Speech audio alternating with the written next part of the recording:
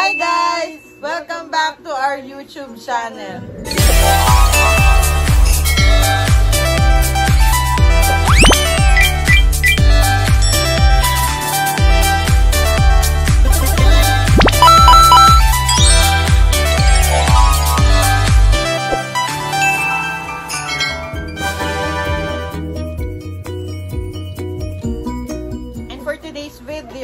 Ipapakita namin sa inyo ang weekly changes ni Crystal from the last day na na-stud siya. So ngayon ay naka 1 week na siya, the last stud. Paano napansin mo na pagbabago kay Crystal? Parang mulubon siya. Sana. Assuming. Yan, tapos lagi din siyang tulog ng tulog. Pihikan din siya sa pagkain. Pero kung papansinin niyo physically, parang wala pa naman ganong pagbabago, no? Ina-assume lang namin, syempre law of attraction. What you think is what you get. Today is August 1 at ito na ang katawan ni Crystal.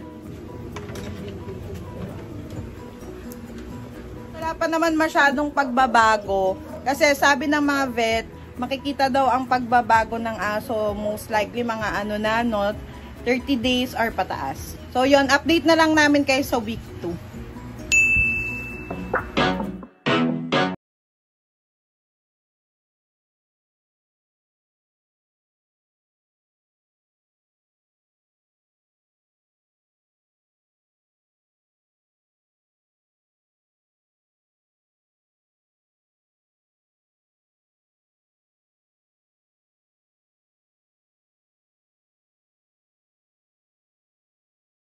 Ang ika-second week ni Crystal from the last stud.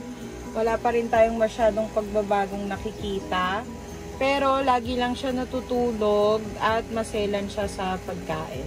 So, ayun lang. Kasi usually naman, maselan talaga ang husky sa pagkain. Lagi rin naman natutulog ang mga aso. Ito yung top view.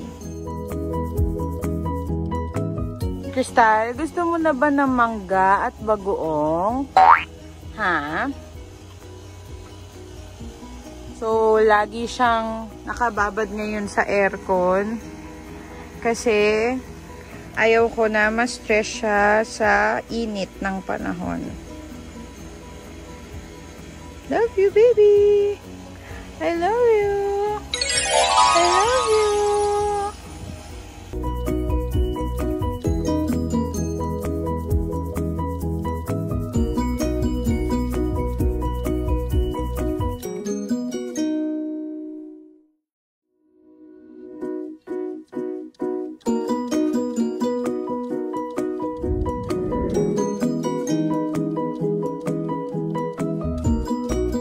So, ngayon ang ika-third week ni Crystal from her last stud. Ayoko mag-assume pero medyo lumalaki na yung tiyan niya. I don't know.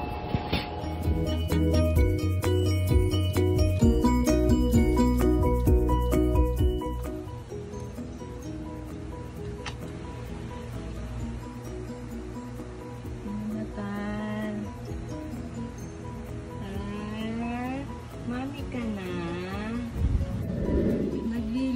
Sa santol ang baby ko. Mangga at saka bagoong.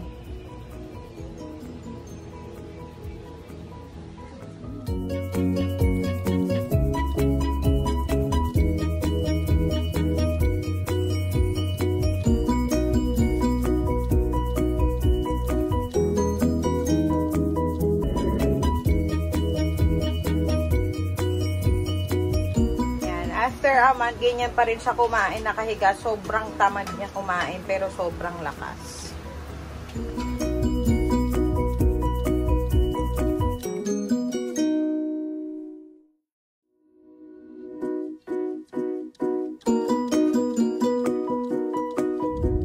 Hi guys! So today, ang ika-41st day ni Crystal from her last stud noong July 23. At visible na sa kanya ang mga changes. Ano-ano yung mga mapapansin mo?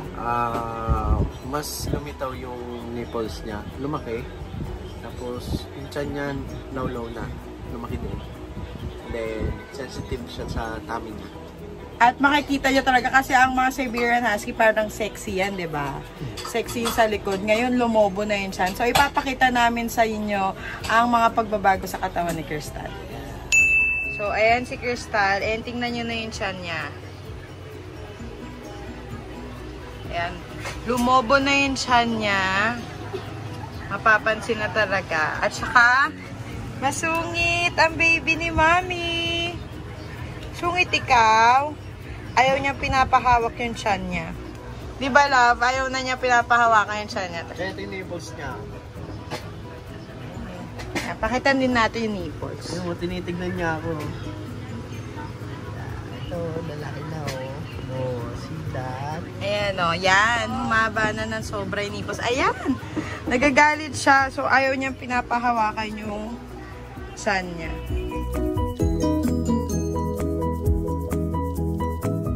Sobrang laki na at ang mga kutong niya ang lalaki na. Kasi before, hindi nakikita yung mga nipples niya. Ngayon, kitang-kita na. Yan na sila, oh.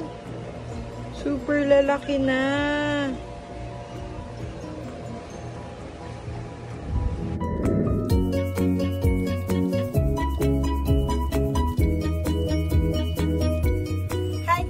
Today marks the 45th day ni Crystal from her last stud.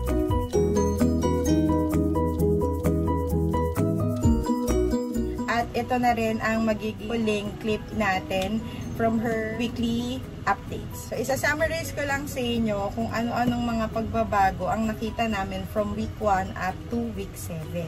Week 1 and 2, wala kayong physical changes na makikita sa kanya. Pero, mapapansin nyo lang na naging maselan siya sa pagkain. Pati yung mga position niya sa pagtulog, wala kayong mapapansin sa week 1 and 2. But 1 and 2 are the most crucial stage sa pagbubuntis ng aso kasi doon nabubuo ang embryo. So, dapat hindi sila magaso, hindi sila magalaw. That's the reason why we created a barrier para hindi free roam si Crystal at hindi siya makapagtalon-talon, makapagharot-harot kung saan. Sa week 3, doon yung mapapansin na magiging malaki yung upper body niya, yung ribs sa may ribs ng aso. Mapapansin nyo na lalaki yun at biglang lolobo. So, lalakas na siya kumain. May hilig siya sa prutas. Kaya kung napansin nyo, diba, kumakain siya ng santol, ng apple, ng orange, at kung anong-anong prutas. Siguro dun sa tao, yun ang tinatawag na paglilihi stage. At sa week 4, doon nyo na mapapansin ang paglaki ng upper body niya talaga. Tapos, mapapansin nyo din na hindi na siya ganun kaharot or kakulit. Alam nyo naman mga husky kung gano'n sila kakukulit at high energy. So, hindi na siya ganun. And then, lumakas na siyang kumain. At ang sleeping position niya ay naging ganito. And then, sa week 6 and week 7, doon nyo na talaga makikita kung finally nag-take ang stud ninyo. Kasi, lalaki na yung tiyan, uumbok na. Pag hinawakan nyo yung tiyan, para na siyang tao na may umbok. And then, yung nipples niya, lumaki na at humaba. Kasi before, hindi visible ang nipples ng mga husky. Sobrang liit lang talaga niya. And nung 6th week and today, 7th week, doon na namin nakita na sobrang humaba na yung nipple niya and yung upper and lower body niya ay lumaki na din. Nang nag-consult kami sa mga friends namin na mga breeders, sa family members namin na breeders din, at sinabi nga nila na positive na si Crystal.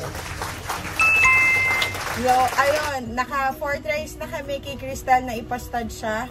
And finally, this time, naging successful ang stud ni Crystal. Yan. Ang next vlog na natin na ipapakita about kay Crystal ay ang panganganak niya. Huwag kayong magsasawa na panoorin ang series ni Crystal sa panganganak, sa pagpapalaki ng mga tuta, at kung paano natin sila maire-rehome. Yun lang guys, sana ay na-enjoy nyo ang aming vlog. At sana ay makatulong itong video na to if ever na magpapastad din kayo ng aso ninyo. Please don't forget to click the like and share button. Mag-subscribe na kayo sa aming YouTube channel. Don't forget to ring the bell para maging updated kayo sa aming next vlog about kay Crystal. Road to 900 subscribers na tayo guys. So sana please mag-subscribe na kayo. Yun lang guys. Until our next vlog. Bye! Love, love! Peace!